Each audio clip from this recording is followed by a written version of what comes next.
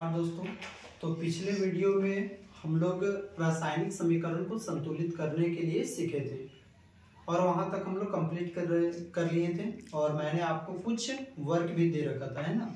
तो यदि उससे आपका ऑब्जेक्टिव क्वेश्चन आए कि रासायनिक समीकरण को संतुलित किस नियम के आधार पर किया जाता है, क्यों किया जाता है, तो याद रखिएगा बच्चों कि द्रव्यमान संरक्षण के नियम के आधार पर किया जाता है। द्रव्यमान संरक्षण के नियम के लिए, ताकि द्रव्यमान को ना तो उत्सर्जित किया जा सकता है और ना ही उसका विनाश किया जा सकता है, सिर्फ एक रूप से दूसरे रूप में बदला जा सकता है। अभी हम लोग रासायनिक अभिक्रिया के अलग अलग प्रकार को पढ़ेंगे, जिसमें से पहला जो प्रकार है वह हमारा संयोजन अभिक्रिया। नाम से ही पता चल रहा है कि संयोजन यानी कि चीजें क्या होगी, संयोजित होगी।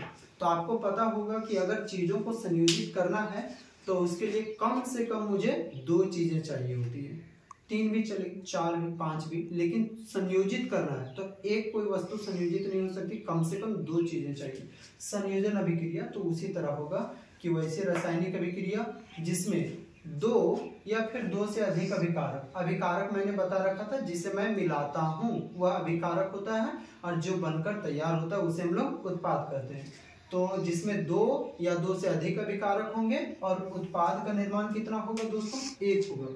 फॉर एग्जाम्पल मैं अगर बात करता हूँ एग्जाम्पल के तौर पर, जैसे कि कार्बन ले रहा हूँ, कार्बन को अगर मैं ऑक्सीजन के प्रेजेंस में बर्न करवाता हूँ, ऑक्सीजन की उपस्थिति में जलाता हूँ, तो क्या हो जाएगा, यहाँ पर बनेगा CO2 कार्बन डाइऑक्साइड। तो आप देख सकते हैं कि अभिकारक में कितने हैं, अभिकारक की ओर ये दोनों हो गए अभिकारक, तो एक और एक दो अभिकारक हो गए और उत्पाद कितना बना हुआ है, एक। ऐसे प्रकार की अभिक्रियाओं को हम लोग कहेंगे संयोजन अभिक्रिया।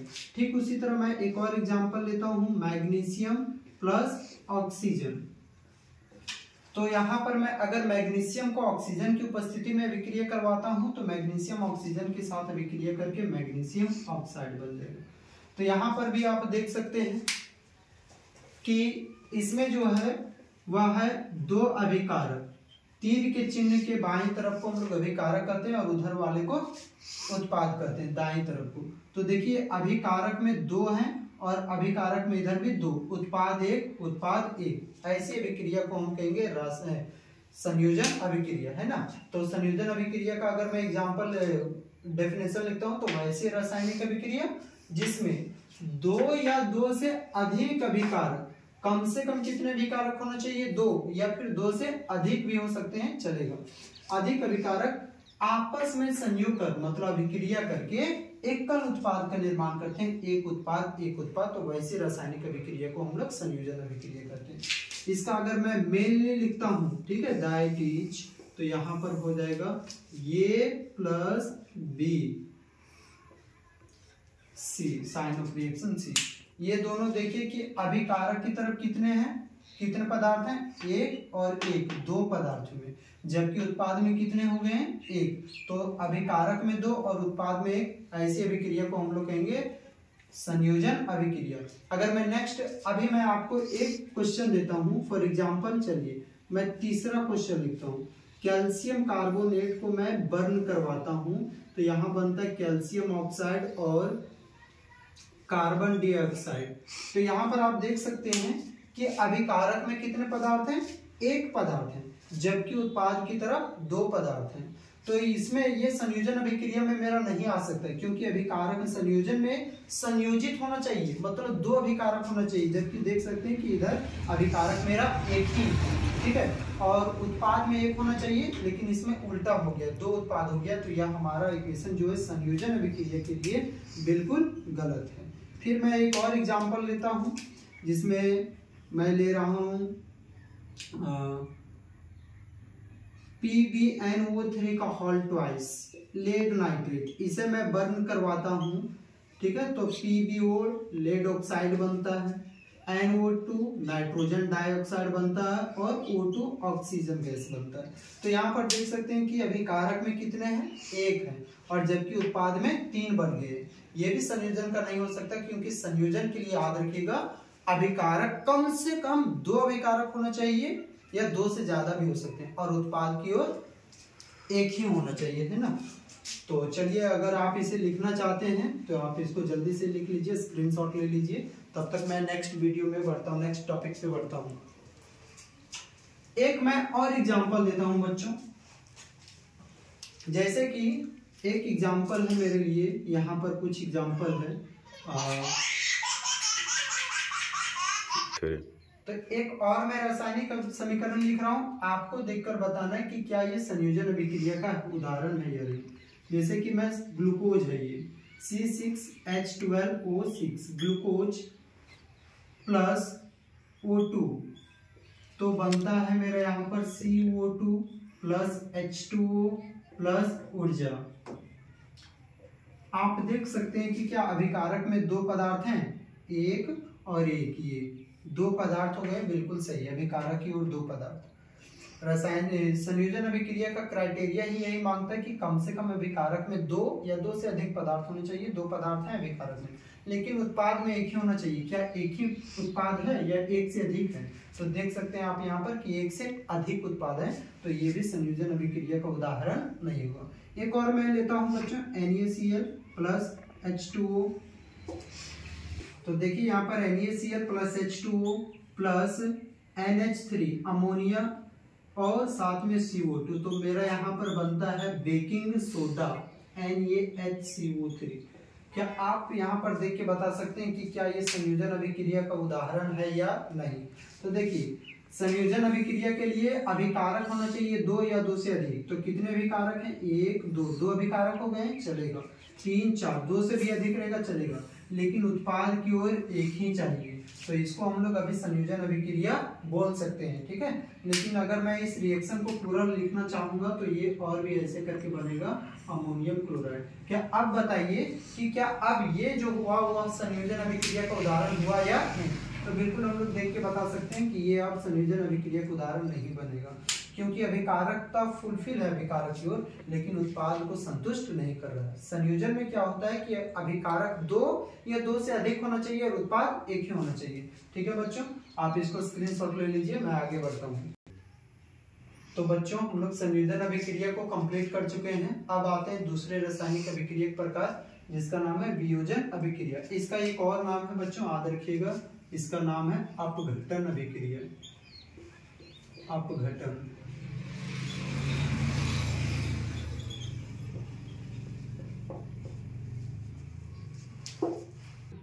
तो अपघटन अभिक्रिया है इसका दूसरा नाम। अब इसका मैं डेफिनेशन पढ़ता हूं। तो जैसे संयोजन अभिक्रिया था उसका जस्ट अपोजिट है वियोजन। संयोजन में क्या हो रहा था कि दो अभिकारक के मिलने से एक उत्पाद का निर्माण हो रहा था। इसमें उल्टा, एक अभिकारक के टूटने से दो या दो से अधिक उत्पाद का निर्माण होगा, ठीक है। इसमें एक ही अभिकारक रहेगा, लेकिन उसके टूट जाने से दो या दो से अधिक अभिकारक का निर्माण होता है। वैसी रासायनिक अभिक्रिया जिसमें एकल अभिकारक के टूटने से, मतलब अभिकारक कितने होंगे? एक होगा, एक ही अभिकारक रहेगा, एक से अधिक अभिकारक नहीं, सिर्फ एक के टूटने से दो या दो से अधिक उत्पाद का निर्माण होता है। मतलब दो उत्पाद भी बन सकते हैं या तो दो से अधिक उत्पाद भी बन सकते हैं, उसे हम लोग कहते हैं वियोजन अभिक्रिया या फिर अपघटन अभिक्रिया।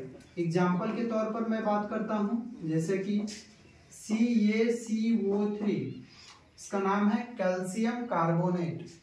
कैल्शियम कार्बोनेट, Ca से नाम हो गया कैल्शियम और CO3 कार्बोनेट, कैल्शियम कार्बोनेट।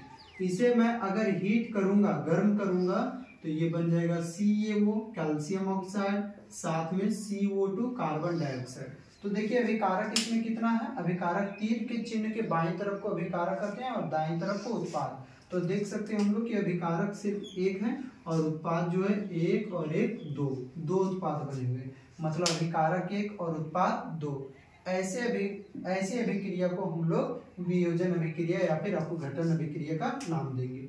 एक और मैं लिखता हूँ PbNO3 लेड नाइट्रेट, है ना। तो मैं इसे जब हीट करूंगा तो बनेगा PbO लेड ऑक्साइड, साथ में NO2 नाइट्रोजन डाइऑक्साइड और O2 ऑक्सीजन। तो इसमें भी देख सकते हैं कि अभिकारक कितना है।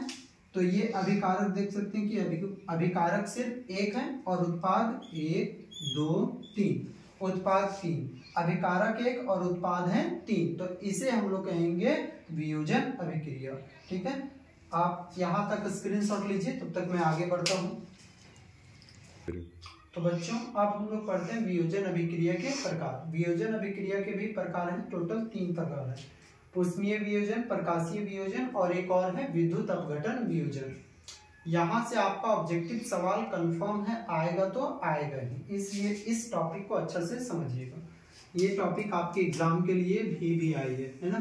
तो ऊष्मीय वियोजन में क्या होता है, जो उष्मा की उपस्थिति में टूटता है, जो अभिकारक उष्मा की उपस्थिति में, हो सकता है उस गर्मी की उपस्थिति में टूटे, ठीक है, हीट की उपस्थिति में, हीट देंगे तब जाके वो टूटेगा।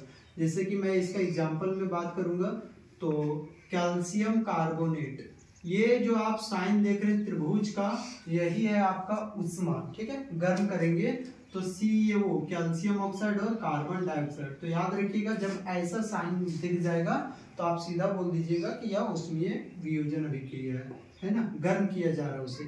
PbNO3 का होल ट्वाइस, मैंने अभी जस्ट ये सब एग्जांपल दे रखा है आपको। PbO lead oxide plus NO2 nitrogen dioxide plus O2 oxygen. एक और मैं एग्जांपल लेता हूँ NH4Cl अमोनियम क्लोराइड। इसको मैं अगर गर्म करूंगा तो अमोनिया और साथ में HCl बनेगा, है ना। तो देख सकते हैं कि ये सभी जो अभिकारक, एकल अभिकारक, एकल अभिकारक, एकल अभिकारक जो टूट रहे हैं, 2 या फिर 2 से अधिक उत्पाद में जो बन रहे हैं, वह सब उष्मा की उपस्थिति में टूट रहे हैं। अब हम लोगों को देखना प्रकाशीय वियोजन, इससे आपका सवाल आएगा, है ना। तो पहला जो है हम लोगों को करना है ये फर्स्ट, जैसा कि मैं एक एग्जांपल लेता हूं, जब AgCl मतलब सिल्वर क्लोराइड, Ag से सिल्वर, Cl से क्लोरीन, क्लोराइड में बदलेगा।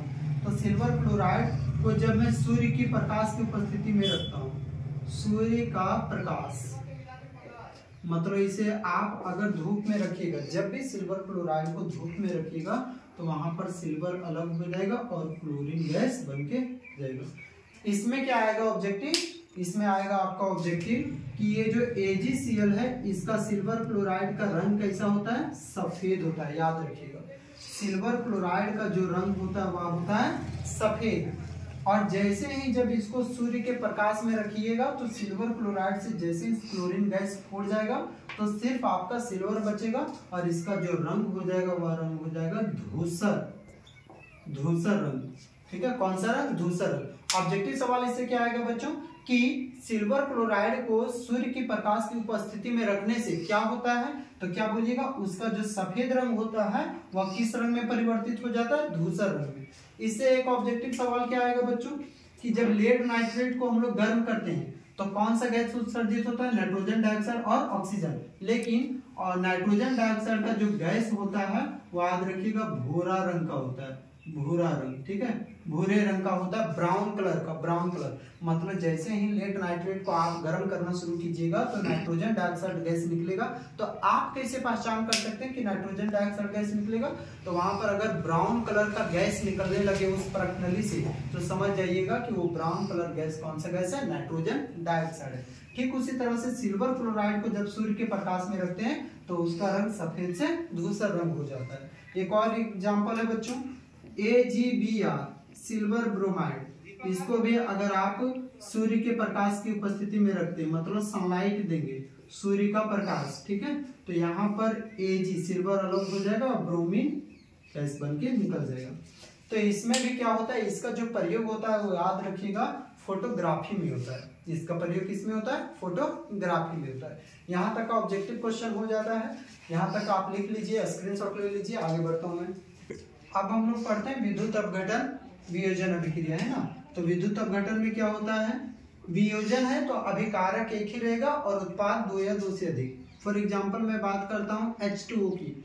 जल को मैं अगर विद्युत अपघटन करवाता हूँ, इलेक्ट्रोलिसिस करवाता हूँ, विद्युत अपघटन, तो यहाँ पर बहुत ही सिंपल है, ये H2O है, H2O, तो यहाँ हाइड्रोजन है और ऑक्सीजन है, ये दोनों अलग अलग टुकड़ों में बट जाएंगे, H2 अलग और ऑक्सीजन अलग, पॉजिटिव पार्ट नेगेटिव पार्ट में, हाइड्रोजन और ऑक्सीजन। यहाँ पर आपको ऑब्जेक्टिव सवाल क्या आएगा बच्चों कि हाइड्रोजन जो है किस टर्मिनल से निकलेगा और ऑक्सीजन गैस किस टर्मिनल से। तो बात समझिए, हाइड्रोजन इसको कुछ नहीं करना, आपको प्लस मान लेना है और इसको क्या मान लेना है, माइनस। तो ये प्लस है और ये क्या है, माइनस। 4 यहाँ पर मैं 1 विलियन ले रहा हूँ, शॉर्ट में मैं बता रहा हूँ इसके लिए। चलिए इसे मैं बैटरी से कनेक्ट कर देता हूँ, पॉजिटिव नेगेटिव पॉजिटिव नेगेटिव, ठीक है। ये जो बड़ा वाला साइन होता है उसको पॉजिटिव कहते हैं, छोटा वाला साइन को नेगेटिव पॉजिटिव नेगेटिव, क्योंकि मैं बैटरी को इसी द्वारा दर्शाया जाता है। इस टर्मिनल को, ये प्लस वाला टर्मिनल है, प्लस वाला टर्मिनल है, तो इस टर्मिनल को बोला जाता है एनोड और इस टर्मिनल को बोला जाता है कैथोड। इसके बारे में हम लोग एक अलग लेक्चर में डिटेल से चर्चा करेंगे, अभी मैं एक शॉर्ट में बता रहा हूँ। ये हाइड्रोजन है भाई, तो हाइड्रोजन में प्लस होता है और ऑक्सीजन में माइनस। तो ये प्लस चार्ज है तो किधर अट्रैक्ट होगा बताइए, प्लस चार्ज है तो किधर अट्रैक्ट होगा, जाहिर सी बात है माइनस की तरफ अट्रैक्ट होगा। मतलब जो हाइड्रोजन है वह हमारा कैथोड टर्मिनल से निष्कासित होगा।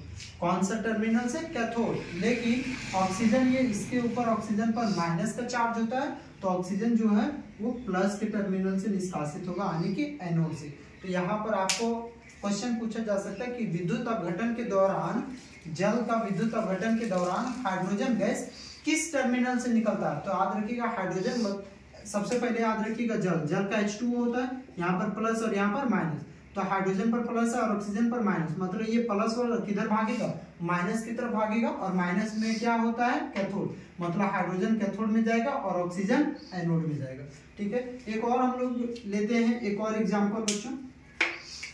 सेकेंड एग्जाम्पल है मेरा NaCl, सोडियम क्लोराइड। इसका भी अगर मैं इलेक्ट्रोलिसिस करवाऊंगा, इलेक्ट्रोलिसिस करवाता हूँ, तो यहाँ पर सोडियम आयन अलग बन जाएगा और क्लोरीन आयन अलग। यहाँ पर भी देख सकते हैं पॉजिटिव चार्ज है, मतलब नेगेटिव टर्मिनल की तरफ भागेगा, नेगेटिव टर्मिनल यानी कि कैथोड। ऑक्सीजन पर माइनस चार्ज है तो यानी कि वो भागेगा प्लस पर, ठीक है। तो चलिए आप इसको यहाँ तक लिख लीजिए, मैं आगे बढ़ता हूँ बच्चों। तो नेक्स्ट है रासायनिक अभिक्रिया का अगला प्रकार है विस्थापन अभिक्रिया। नाम से इसका भी पता चल रहा है, विस्थापन मतलब उसे विस्थापित कर देगा, है ना। आप दूसरा के जगह पर बैठ जाइएगा तो वही क्या कहलाएगा, विस्थापन। सपोज कीजिए कि मान लेते हैं कि एक बेंच में 4 आदमी बैठे हुए हैं, आप 5वां चल गए, लेकिन वहां पर 5वें आदमी का जगह नहीं है, लेकिन आप ठहरे हट्टा कट्टा, ठीक है। तो आप वहां पर बोलिएगा कि चलो उठो और तुम यहाँ से जाओ, तो बेचारा क्या करेगा, आपसे डर जाएगा और खुद वहां से हट जाएगा और आप उसके जगह पर बैठ जाइएगा।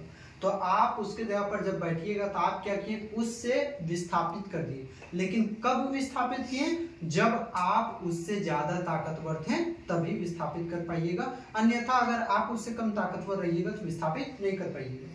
ठीक उसी तरह से इसमें भी होता है, तत्वों में, उस सब में भी लड़ाई झगड़ा होता है। जो अधिक अभिक्रियाशील होते हैं वो कमजोर वाले होते हैं, उसके जगह पर खुद बैठ जाते हैं और एक नए यौगिक का निर्माण करते हैं। जैसे कि मैंने क्या लिखा है कि वैसे रासायनिक अभिक्रिया जिसमें अधिक अभिक्रियाशील तत्व, जो अधिक अभिक्रियाशील रहेगा तत्व किसी यौगिक में उपस्थित अपने से कम अभिक्रियाशील तत्व का, ठीक है, उसको हटा करके खुद उसका स्थान ग्रहण कर लेगा और एक नए यौगिक का निर्माण करेगा। जैसा कि मैं पहले इसके लिए एक एग्जाम्पल लिखता हूं, कॉपर सल्फेट मैं ले रहा हूं CuSO4, ये कॉपर सल्फेट है। इसे मैं अगर आयरन के साथ अभिक्रिया कराऊंगा तो याद रखिएगा कॉपर सल्फेट का जो रंग होता है वह होता है नीला, और ये इसका जो रंग होता है वो याद रखिएगा नीला। जैसे ही कॉपर सल्फेट के विलयन में आप लोहे की कील को डिप करवाइएगा तो इसका जो है यहाँ पर ये लोहा जो होता है वो कॉपर से अधिक अभिक्रियाशील है, तो लोहा क्या करेगा, कॉपर को डिस्प्लेस कर देगा और क्या बनाएगा, FeSO4 प्लस Cu। तो देखिए यहाँ पर SO4 के साथ में, सल्फेट के साथ में पहले कॉपर था, लेकिन अब देखिए सल्फेट के साथ में आयरन हो गया। ऐसा क्यों हुआ, क्योंकि ये जो ताकतवर आदमी, ये जो मोटा हट्टा कट्टा आदमी है, इस पतला दुबला आदमी को हटा के उधर फेंक दिया और खुद इसके जगह पर आके बैठ गया, और इसका साथ में अपना धाक भी जमा लेता है। इसका रंग जो नीला होता है अब इसका रंग थोड़ा सा हो जाएगा हल्का हरा, ठीक है। लेकिन अब यही अभिक्रिया को हम थोड़ा सा उल्टा करके समझते हैं, रिवर्स करते हैं कि क्या ये अभिक्रिया पॉसिबल है उल्टा करके। जैसे कि मान लेते हैं कि मैं लेता हूं FeSO4 आयरन सल्फेट का विलयन और उसमें मैं कॉपर को डिप करवाता हूं, तो क्या होगा कि यह रासायनिक अभिक्रिया नहीं हो पाएगा। क्यों नहीं हो पाएगा, क्योंकि सल्फेट के साथ ये आयरन है और यहाँ पर ये कॉपर है, कॉपर जो है वो आयरन की तुलना में कम ताकतवर है। कॉपर जो है ये आयरन की तुलना में कम ताकतवर है। तो जो ही कॉपर आयरन के पास जाएगा, आयरन इसको मार पीट के भगा देगा, बोलेगा हटो, नहीं लेने देंगे। तो यहाँ पर हमारा जो हो जाएगा वो हो जाएगा नो रिएक्शन, कोई भी रासायनिक अभिक्रिया नहीं होगी। आप कैसे पहचानिएगा कि सर कब होगा रासायनिक अभिक्रिया, कौन किसको मार पाएगा? तो उसके लिए मैं एक ट्रिक लिख रहा हूँ, तब तक आप इसको पहले समझ लेते हैं इसको।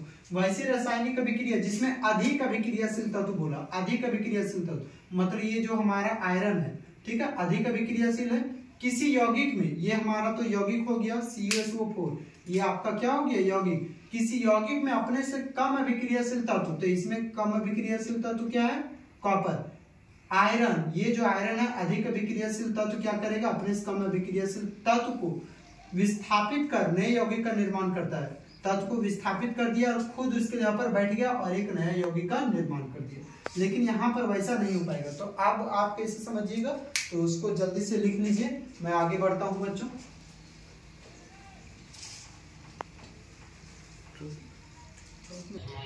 तो इसको मैंने कुछ यहाँ पर लिखा हुआ है, ये चार्ट बनाया हुआ है, आप इसको देख लीजिए, बढ़िया से इसको उतार लीजिएगा घर में, ताकि आपका रासायनिक समीकरण इससे बन जाए, है ना। तो ऊपर से ये इसको हम लोग कहते हैं धातु सक्रियता श्रेणी, ठीक, जिसको हम लोग कहते हैं धातु सक्रियता श्रेणी। जो सबसे ऊपर है बच्चों, सबसे ऊपर वो सबसे अधिक ताकतवर है, और जो सबसे नीचे है वह सबसे कमजोर ताकतवर है ना, सबसे कम है उसके अंदर ताकत। तो जैसे ही आप ऊपर से नीचे की ओर आते जाइएगा, ऊपर से नीचे की ओर, वैसे वैसे आपका पावर भी क्या होते जाएगा? कम होते जाएगा। ये पोटेशियम जो सोडियम को भी हटा सकता है, कैल्शियम को भी हटा सकता है, मैग्नीशियम को, एल्यूमिनियम को, जिंक को, आयरन को, टीन को, अपने से नीचे वाले को हटा सकते हैं। अब मैं बात करता हूं, ये रहा आयरन।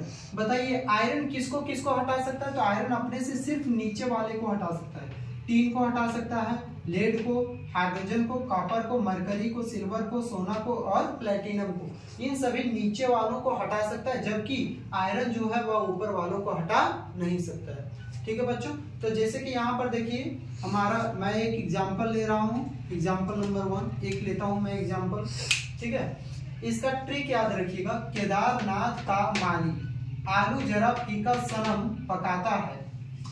केदारनाथ का माली आलू जरा फीका सनम पकाता है, हमारी करीना हंसेगी आएगी और पीटेगी। ये वो करीना कपूर नहीं है, हमारी करीना हंसेगी आएगी और पीटेगी। तो यहाँ पर देख सकते हैं हम लोग एक एग्जांपल लेते हैं बड़ा ही मस्त, वही ले रहा हूं मैं, कॉपर सल्फेट और आयरन का।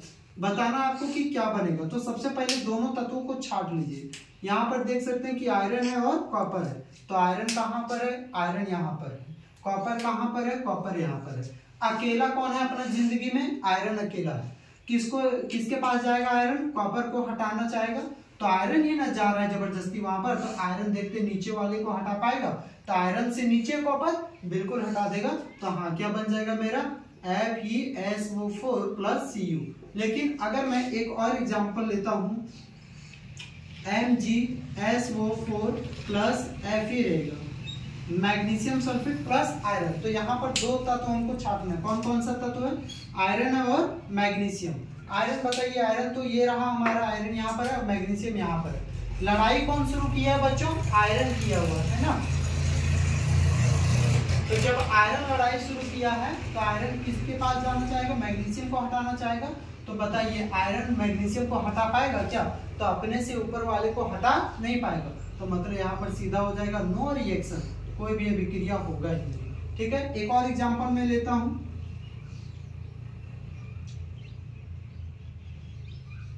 MgCO3 magnesium carbonate plus potassium.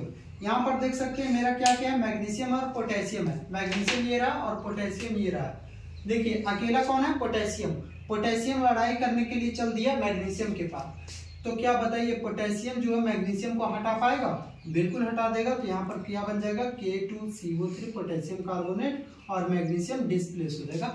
इस प्रकार के अभिक्रिया को हम लोग कहते हैं विस्थापन अभिक्रिया। मतलब अधिक अभिक्रियाशील तत्व जो होता है अपने से कम अभिक्रियाशील तत्व को हटा देता है। ठीक है, आप इसको लिख लीजिए, स्क्रीनशॉट ले लीजिए, मैं नेक्स्ट में बढ़ता हूँ। तो बच्चों अब हम लोग पढ़ते हैं द्विविस्थापन अभिक्रिया, मतलब डबल डिस्प्लेसमेंट होगा। पहले तो विस्थापन पढ़ रहे थे, सिंगल डिस्प्लेस कर रहा था, एक अधिक अभिक्रियाशील अभिकारक आ रहा था, तत्व आ रहा था और अपने से कम अभिक्रियाशील तत्व को हटा ले रहा था और खुद उसका स्थान ग्रहण कर रहा था। अब द्विविस्थापन, दोनों एक दूसरे को विस्थापित करेंगे। तो क्या है कि वैसी रासायनिक अभिक्रिया जिसमें अभिकारकों के बीच, जो अभिकारक होते हैं, अभिकारक किसे कहते हैं, तीर के चिन्ह के बाईं तरफ को अभिकारक कहते हैं, के बीच आयनों का आदान प्रदान होता है। अभिकारकों के बीच आयनों का आदान प्रदान, जैसे कि यहाँ पर देख सकते हैं ये प्लस है, पहला वाला को मानना आपको plus, second minus, plus minus. इसमें देखिए प्लस माइनस है, तो देखिए ये भी H जो प्लस है वो इसके पास है, माइनस के पास, लेकिन बोलेगा कि नहीं अब इसके पास हमको अच्छा नहीं लग रहा है। अब एक काम करते हैं, हम दूसरे तरफ भी देखते हैं थोड़ा सा। तो ये प्लस जो है अब इस माइनस के पास जाएगा, तो देखिए ये H है और यहाँ पर OH, ठीक है, H और OH। तो आपको पता ही होगा कि H प्लस OH माइनस मिलकर क्या बनाता है, H2O बनाते हैं। तो मतलब क्या बन जाएगा, H2O प्लस, अब यहाँ पर क्या बच गया, Cl, ये माइनस पार्ट बच गया और ये Na सोडियम प्लस पार्ट। तो देखिए पहले हमेशा याद रखिएगा, रूल है केमिस्ट्री का कि पहले पॉजिटिव पार्ट लिखा जाता है उसके बाद नेगेटिव पार्ट। तो पॉजिटिव पार्ट क्या, सोडियम, और उधर नेगेटिव पार्ट क्लोरीन, तो सोडियम क्लोराइड। यहाँ पर देख सकते हैं कि देखिए यहाँ पर सोडियम के साथ प्लस और इसके साथ माइनस, ये प्लस और इसके साथ माइनस। अब देखिए सोडियम जो है इस SO4 के साथ पहले था, इसका जिंदगी इसके पास, ठीक है, मतलब सोडियम का शादी हुआ था सल्फेट के पास, और यहाँ पर बेरियम का शादी हुआ था क्लोरीन के पास। सोडियम बोला कि अरे यार अभी इससे हमको अच्छा नहीं लग रहा है, मेरा ख्याल ही हम नहीं रखती है, तो एक काम करते हैं कि अब हम दूसरा तरफ जाते हैं, ठीक है। तो ये पॉजिटिव पार्ट जो है अब दूसरा नेगेटिव को, अब जाहिर सी बात है कि पॉजिटिव को तो खोजेगा नहीं, पॉजिटिव किसको खोजेगा, नेगेटिव को। तो पॉजिटिव यहाँ पर सोडियम है और यहाँ पर क्या है, नेगेटिव क्लोरीन। तो सोडियम यहाँ पर जाएगा क्लोरीन के पास Na, ठीक है, और उसके बाद Cl। एक बात आपके दिमाग में आता होगा कि ये 2 क्यों नहीं लिखा गया। आपको 2 नहीं लिखना, अभी आपको क्या करना है बच्चों, सिर्फ और सिर्फ आपको तत्व लिखना है। यहाँ पर सोडियम तत्व था और यहाँ पर क्लोरीन तत्व था, मैंने लिख दिया प्लस में। आप फिर यहाँ पर देख सकते हैं हम लोग कि अभी देखिए यहाँ से सोडियम चल गया तो सल्फेट तो रोने लगी और यहाँ पर क्लोरीन चली गई, तो ये बेरियम भी रोने लगा, तो दोनों के आपस में छूट गया। तो ये क्या बोलेगा कि बोला अच्छा कोई बात नहीं, हम है ना, तो पहले पॉजिटिव पार्ट को लिखिए, बेरियम ई वाला छूटा है ई, और उसके बाद ये बचा हुआ है, तो बेरियम सल्फेट बन जाएगा बच्चों। और ये जो बनेगा याद रखिएगा, अवक्षेप होता है, ये अवक्षेप होता है।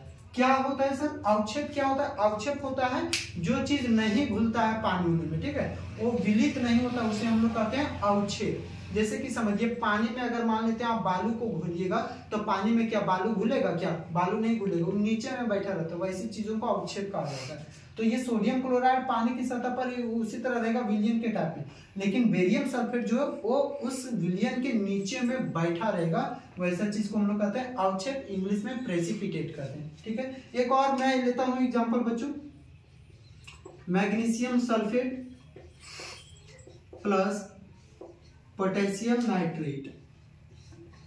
तो यहाँ पर देख सकते हैं हम लोग, यहाँ पर क्या बना हुआ है, ये पॉजिटिव पार्ट हो गया, ये नेगेटिव पार्ट, पॉजिटिव पार्ट और ये नेगेटिव पार्ट। ये पॉजिटिव तो इस नेगेटिव के पास था पहले, अब बोलेगा कि पॉजिटिव बोलेगा ना हमको इसके पास नहीं अच्छा लग रहा है, या नेगेटिव के पास अच्छा नहीं लग रहा है, अब हम जा रहे हैं दूसरा के पास। तो मैग्नीशियम दूसरा नेगेटिव के पास जाएगा, तो मैग्नीशियम गया दूसरा नेगेटिव पास, तो दूसरा नेगेटिव है NO3, लेकिन यहाँ पर देख सकते हैं यहाँ पर हो जाएगा आपका 2, ठीक है, प्लस ये जो आपका K और ये SO4 बच गया है बच्चों, तो यहाँ पर KSO4 बन जाएगा K2SO4। आपको थोड़ा सा तंग करता होगा ये कि K2SO4 कैसे आया, MgNO3 का हॉल्ट वाइज कैसे आया, इसके लिए मैं एक अलग से वीडियो बनाऊंगा बच्चों, आप देख लीजिएगा, शॉर्ट वीडियो में ही रहेगा, लिंक डिस्क्रिप्शन में मैं डाल दूंगा। क्या है MgNO3, तो समझिए Mg के जो बाहरी कक्षा में होता है वो होता है 2, और NO3 का बाहरी कक्षा में इसका जो चार्ज होता है -1, तो ये 2 यहाँ पर चला गया और 1 यहाँ पर आ गया। उसी तरह पोटेशियम का जो वैलेंसी होता है +1 और इसका होता है -2, ये 2 यहाँ पर आ गया और 1 को हम लोग नहीं लिखते, कुछ इस प्रकार से बनता है ना बच्चों। तो चलिए ये भी हमारा हो गया, आप इसको जल्दी से स्क्रीनशॉट ले लीजिए। अब देखिए बच्चों इसमें है, अब हम लोगों को पढ़ना उपचयन अभिक्रिया चैप्टर के, अब हम लोग आखिर में आ गए हैं। वैसी रासायनिक अभिक्रिया जिसमें ऑक्सीजन का योग होता है, ऑक्सीजन का योग माने कि यानी कि ऑक्सीजन जुड़ता है और हाइड्रोजन का ह्रास होता है, ऑक्सीजन का योग होगा और हाइड्रोजन का ह्रास होगा, उसे हम लोग कहते हैं उपचयन। यहाँ पर देख सकते हैं कॉपर ऑक्साइड है ये, और इसको मैं अगर H2 के साथ अभिक्रिया कराता हूँ तो बनेगा यहाँ पर कॉपर प्लस H2O मतलब जल। यहाँ पर देख सकते हैं कि ऑक्सीजन ये जो है पहले कॉपर के साथ नहीं था, अब यहाँ पर देखिए यहाँ पर हाइड्रोजन के साथ पहले क्या ऑक्सीजन था क्या? नहीं, लेकिन अब हाइड्रोजन के साथ आ गया है ऑक्सीजन, मतलब यहाँ पर हाइड्रोजन का क्या हो गया है बच्चों, इसका जो हो चुका है वह हो गया है उपचयन, इसका हो गया उपचयन, है ना। और यहाँ पर ऑक्सीजन का ह्रास हुआ है तो इसको हम लोग CuO कॉपर ऑक्साइड का कह देंगे कि इसका हो चुका है अपचयन, इसका क्या हो चुका है? अपचयन। तो याद रखिएगा बच्चों, मैं इसको दोनों ही आप एक ही लेक्चर में कंप्लीट कर सकते हैं कि वैसे रासायनिक अभिक्रिया जिसमें ऑक्सीजन का योग होता है और हाइड्रोजन का ह्रास होता है उसे उपचयन कहते हैं। ऑक्सीजन का योग हुआ, हाइड्रोजन में देखिए ऑक्सीजन जुटा हुआ तो ऑक्सीजन का योग हुआ, इसको कहेंगे उपचयन, और इससे ऑक्सीजन गायब हुआ तो इसको कहेंगे अपचयन। ठीक है, अगर पूछेगा कि अपचयन अभिक्रिया क्या है तो वैसे रासायनिक अभिक्रिया जिसमें ऑक्सीजन का ह्रास होता है और हाइड्रोजन का योग होता है, उल्टा हो जाएगा अपचयन में। अब हम लोग रेडॉक्स अभिक्रिया को डिटेल्स में जानेंगे, वो हम लोगों के लिए इंपॉर्टेंट है, इसको लिख लीजिए। अब इससे आपका ऑब्जेक्टिव में ज्यादा सवाल आएगा, इसलिए हम लोग इस पर फोकस ज्यादा करेंगे। वैसे रासायनिक अभिक्रिया जिसमें उपचयन और अपचयन दोनों घटना घटित होगी, ठीक है, उपचयन भी होगा और अपचयन भी होगा। देखिए कोई भी अगर जिसमें उपचयन अकेला नहीं होता, कोई भी रासायनिक अभिक्रिया है जिसमें मैं सभी का बात नहीं कर रहा हूँ, जिसमें आप उपचयन सिर्फ बोलते हैं या फिर अपचयन, ये ऐसा नहीं होता है।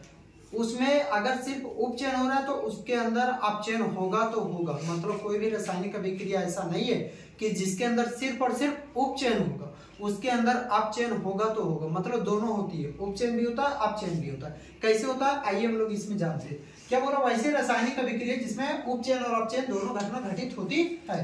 ठीक है, सबसे पहले आपको ऑक्सीडेशन नंबर छापना सीखना है, समझिए। ऑक्सीडेशन नंबर सर कैसे निकालेंगे हम लोग? ऑक्सीडेशन नंबर मैं निकालना सिखाता हूँ, जैसे ZnO। अब ZnO का आप नहीं जानते कि कैसे निकलेगा, यहाँ में से आप किसका जानते हैं वैलेंसी निकालने के लिए? संयोजकता, जिंक का या ऑक्सीजन का? तो देखिए ऑक्सीजन का जरूर जानते होंगे, ऑक्सीजन का परमाणु संख्या कितना होता है? 8 होता है। तो पहला कक्षा में 2 देंगे और उसके बाद कितना देंगे? 6, 2 और 6 8 हो गया। अब देखिए यहाँ पर कितना आया बाहरी कक्षा में? 6। अक्रिय गैस की प्राप्ति के लिए कितना चाहिए मुझे? अक्रिय गैस की प्राप्ति के लिए चाहिए 2। जितना इलेक्ट्रॉन अक्रिय गैस की प्राप्ति के लिए चाहिए होता है या फिर त्याग के लिए चाहिए होता है वही उसका संयोजकता कहलाता है। तो ऑक्सीजन का निकला -2। अब देखिए हम लोग जिंक ऑक्साइड को छुएंगे तो क्या हमको करंट मार देगा क्या? करंट नहीं मारेगा। क्यों नहीं करंट मारेगा? क्योंकि वो इलेक्ट्रिकली न्यूट्रल होता है। ठीक है, तो न्यूट्रल होता है तो मतलब ये -2 है, तो इसको न्यूट्रल करने के लिए चार्ज कितना हो जाएगा? +2। ये हमको पता चल गया। ये कार्बन है, कार्बन देखिए अगर कोई चीज अकेला रह जाएगा सीधा उसका ऑक्सीडेशन नंबर ले लीजिएगा 0। कार्बन अकेला है ना, ऑक्सीडेशन नंबर 0 लीजिए। जिंक Zn ये भी अकेला है, इसका ऑक्सीडेशन नंबर 0 ले लीजिए। अब यहाँ पर सर CO का हम लोग कैसे बनाएंगे? CO कार्बन मोनोऑक्साइड का कैसे हमको नहीं पता है? तो देखिए यहाँ पर आपको ऑक्सीजन का पता है कि ऑक्सीजन का कितना -2, तो ये अपने आप कार्बन का कितना हो जाएगा? +2। अब आप कैसे पहचानिएगा कि कौन किसमें उपचयन हो रहा है किसमें अपचयन हो रहा है? तो देखिए increase in oxidation number, increase in oxidation number. अगर ऑक्सीडेशन नंबर में बढ़ोतरी होगा तो उसको बोलिएगा उपचयन हो रहा है, और ऑक्सीडेशन नंबर में कम होगा कमी होगा डिक्रीज इन ऑक्सीडेशन नंबर। ठीक है, अगर ज्यादा होगा तो उसको बोलेंगे उपचयन, और अगर ऑक्सीडेशन नंबर में कमी आएगा तो उसको हम लोग कहेंगे अपचयन। तो देख सकते हैं यहाँ पर जिंक का ऑक्सीडेशन नंबर है +2 और अब जिंक का ऑक्सीडेशन नंबर आ गया 0। तो ये +2 था तो +2 से ये आ गया 0 पर। तो बताइए बढ़ोतरी हुआ कि कमी हुआ? बेचारा का कमी आ गया ना, +2 में -2 करेंगे तभी ना होगा 0, मतलब ये कमी हुआ, मतलब जिंक का क्या हुआ? कमी हुआ, डिक्रीज हुआ ऑक्सीडेशन नंबर, तो डिक्रीज होगा तो मतलब इसका क्या हुआ है? सीधा याद रखिएगा अपचयन। मतलब एकदम आसान भाषा में हमको पता चल गया कि इसमें क्या हो गया? अपचयन। अब देखते हैं इसका ऑक्सीजन का यहाँ पर सॉरी कार्बन का। देखिए कार्बन का ऑक्सीडेशन नंबर है 0 और 0 से कितना चल गया? +2, तो 0 से +2 तो 0 फिर 1 फिर 2, मतलब ऑक्सीडेशन नंबर बढ़ा है। ऑक्सीडेशन नंबर बढ़ेगा तो मतलब इसको हम लोग कह देंगे उपचयन। बहुत ही आसान है, सीधा ऑक्सीडेशन नंबर बढ़ेगा उपचयन, ऑक्सीडेशन नंबर घटेगा तो अपचयन। इसको लिख लीजिए, मैं अगला एग्जाम्पल पर आता हूँ। तो अब इसको हम लोग देखते हैं, इसमें हमको निकालना कि किसमें उपचयन हो रहा है और किसमें अपचयन। यहाँ पर कुछ नहीं, कॉपर का आप क्या, हमको कॉपर ऑक्साइड मिली, इसमें ऑक्सीडेशन नंबर प्राप्त करना है। तो ऑक्सीजन का परमाणु संख्या कितना होता है 8, 2,6। बाहरी कक्षा को पूरा करने के लिए 8 चाहिए, 8 होना चाहिए। यहाँ पर मतलब 2 घट रहा है, तो इसका ऑक्सीडेशन नंबर 2 हो गया -2, तो इसका कितना हो जाएगा +2। ये अकेला है, तो मैं बोला था कि अकेला रहेगा तो अपने आप से 0 ले लीजिए। ये भी अकेला यहाँ पर 0, और ये हो जाएगा ऑक्सीजन का, मुझे प्लस पता है कि -2 होता है, तो इसका अपने आप क्या हो जाएगा +2। अब समझिए कॉपर का +2, और इधर कॉपर का है, कॉपर यहाँ पर, तो +2 से 0 हो रहा है।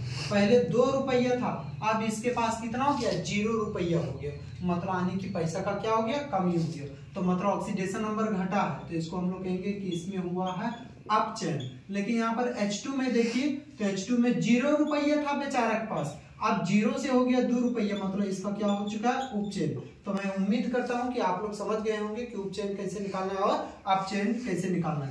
इसका और भी है कि अगर इलेक्ट्रॉन का त्याग होता है, लॉस ऑफ इलेक्ट्रॉन, इलेक्ट्रॉन का त्याग होगा तो उपचयन कहेंगे, और गेन ऑफ इलेक्ट्रॉन, इलेक्ट्रॉन को गेन करेगा तो उसको हम लोग अपचयन कहेंगे। आप इससे भी आप निकाल सकते हैं, बहुत ही सिंपल विधि है।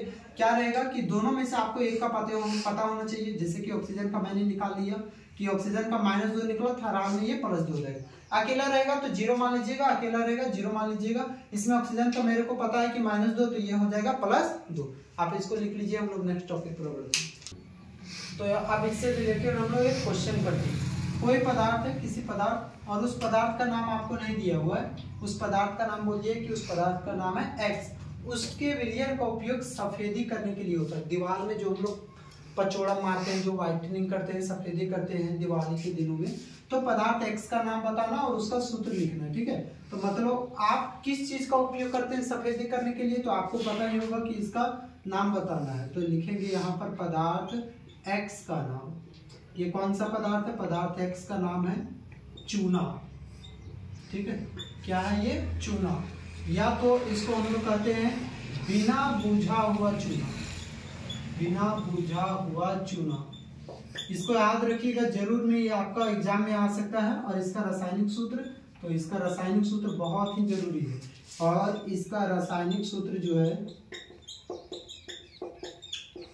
रासायनिक सूत्र CaO, कैल्शियम ऑक्साइड। यहाँ पर आपका एग्जाम में क्या रहेगा कि कैल्शियम ऑक्साइड का रासायनिक नाम बताइए, तो CaO का रासायनिक नाम कैल्शियम ऑक्साइड, और बोलेगा कि इसका प्रचलित नाम क्या है, तो बिना बुझा हुआ चूना। ये जो चूना है वह क्या है, बिना बुझा हुआ चूना। फिर उसके बाद क्या है आपका, ऊपर ये में लिखे पदार्थ X, तो हमको पता चल गया कि कौन सा पदार्थ है, किसका हम लोग उपयोग कर रहे हैं चूना पचौड़ा करने के लिए, CaO का। तो उसका जल के साथ लिखना आपको अभिक्रिया, CaO + H2O, जल के साथ, मतलब यानी कि इस पदार्थ X का जल के साथ H2O के साथ अभिक्रिया मैं लिखूंगा, तो बन जाएगा CaOH का होल ट्वाइस, मतलब कैल्शियम हाइड्रोक्साइड। अब यहाँ पर देखिए, जब कैल्शियम प्लस में H2 गैस निकलता है उसे छोड़िए, लेकिन यहाँ पर देखिए कैल्शियम हाइड्रोक्साइड जो हमारा बन रहा है, समझे, ये क्या बन रहा है मेरा कैल्शियम हाइड्रोक्साइड। इसको याद रखिएगा, इसको हम लोग कहते हैं बुझा हुआ चूना, बुझा हुआ चूना। बच्चा अक्सर इसी में गलती करता है कि बुझा हुआ चूना का CaO होगा कि CaOH का होल 2। आज अब मैं आपको बता दे रहा हूँ, क्लियर हो जाएगा। बुझा हुआ चूना मतलब वो चूना बुझ गया। तो कोई भी चीज कब बुझता है बच्चों, जब उसके ऊपर हम पानी छिड़कते हैं तब। तो OH मतलब यहाँ पर देखिए पानी का, जल का फॉर्मूला लग रहा है ना, OH, H2O जल का फॉर्मूला जैसा लग रहा है, मतलब बुझा हुआ चूना, ये बुझ गया। लेकिन बोल रहा है बिना बुझा हुआ चूना, मतलब यहाँ पर जल नहीं छिड़का गया, आने की सिर्फ और सिर्फ क्या रहेगा, CaO कैल्शियम ऑक्साइड रहेगा। ये लिख लीजिए। अब लास्ट टॉपिक हम लोगों को पढ़ना है विकृत गंधिता और संचालन। तो अब लास्ट में है सेकंड लास्ट टॉपिक, विकृत गंधिता। विकृत गंधिता किसे कहते हैं, अगर आपको तेल युक्त या वसा युक्त पदार्थ को, कोई भी तेल युक्त वाला सामान रहेगा, जैसे कि कुरकुरे वगैरह हम लोग खाते हैं, खास्ता वगैरह, तो जैसे आप उन सभी चीजों को, तेल युक्त या वसा युक्त पदार्थ को खुले वायु में छोड़ दीजिएगा, मतलब बाहर में रख दीजिएगा, तो वह क्या करता है, उससे ऑक्सीजन से विक्रिया कर लेता है और अपने स्वाद में परिवर्तन कर लेता है, उसके स्वाद में परिवर्तन आ जाता है। इस घटना को विकृत गंधिता कहते हैं। देखिएगा, उसके स्वाद में परिवर्तन आ जाएगा तो चिपचिपा लगने लगेगा, वो फिर खाने में ही अच्छा नहीं लगने लगेगा। तो इस चीज से बचाने के लिए उसे हम लोग प्रिजर्व करके रखते हैं अलग अलग गैसों में। जैसे कि सबसे ज्यादा इसमें सवाल जो आता है कि चिप्स की थैली में कौन सा गैस भरा जाता है, तो याद रखिएगा जो चिप्स का थैली होता है, चिप्स की थैली, ठीक है, चिप्स की थैली में जो होता है बच्चों वो याद रखिएगा नाइट्रोजन गैस को भरा जाता है, N2 गैस को, ताकि जो चिप्स है हमारा वह जल्दी खराब ना हो। समझ में आया? तो आप यहाँ तक लिख लीजिए, उसके बाद हम लोग नेक्स्ट में पढ़ते हैं। तो देखिए बच्चों, अब हम लोग का चैप्टर का लास्ट टॉपिक है संचालन। संचालन किसे कहते हैं? संचालन को हम लोग एक और भाषा में कह सकते हैं जंग लगना, जंग लगना, ठीक है, जंग लगना। जो हमारा जंग लग जाता है उसे हम लोग संचालन कहते हैं। तो जब भी कोई आप लौह युक्त जैसे कि लोहा हो गया या फिर कोई भी धातु को नमी या फिर आर्द्रता के संपर्क में छोड़िएगा, कोई भी धातु को कहाँ कहाँ पर छोड़ा जाएगा?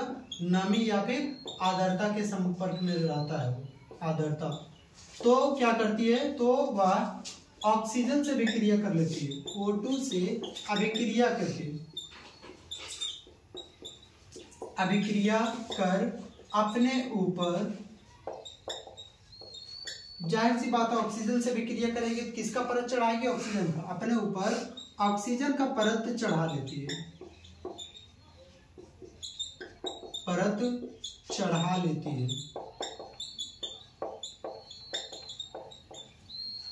इस घटना को संचारण कहते हैं। मतलब जब कोई भी धातु किसी आसपास नमी आर्द्रता के संपर्क में आती है तो ऑक्सीजन से विक्रिया कर लेती है। जैसे कि Fe, ये सबसे पहले नमी या आर्द्रता के संपर्क में आई, मतलब H2O, नमी मतलब उस जल के छोटे छोटे जो मॉइस्चर होता है वो, ये लोहा जो है नमी के संपर्क में आई तो ऑक्सीजन से विक्रिया करके अपने ऊपर किसका परत चढ़ा लेती है? ऑक्सीजन का परत चढ़ा लेती है ना, और खुद क्या हो जाती है? संचारित हो जाती है, जंग लग जाती है। इसे हम लोग कहते हैं संचारण। आपको अगर इससे बचना है, संचारण से बचाव करना है, तो हम लोग क्या कर सकते हैं? धातु के ऊपर पेंट करना चाहिए। धातु के ऊपर पेंट करेंगे तो ऑक्सीजन के लेयर को चढ़ने नहीं देगा। दूसरा हो सकता है आप ग्रीस लगाइए, ग्रीस लगाकर, ग्रीस भी लगाएंगे तो क्या करेगा? उस चीज को फिसलनदार बना देगा और जिससे ऑक्सीजन का परत नहीं चढ़ पाएगा। तीसरा हम लोग क्या लिख सकते हैं? पेंट करके हम लोग हो गया, ग्रीस लगा सकते हैं। तीसरा हो गया आप जिंक का परत चढ़ाकर, ठीक है, जिंक का परत चढ़ाकर, जिंक का परत चढ़ाकर भी हम लोग संचारण की क्रिया को रोक सकते हैं। और चौथा है क्रोमियम का परत चढ़ाकर, क्रोमियम का परत चढ़ाकर। तो हमारा ये जो वीडियो है वो यहाँ पर खत्म होता है।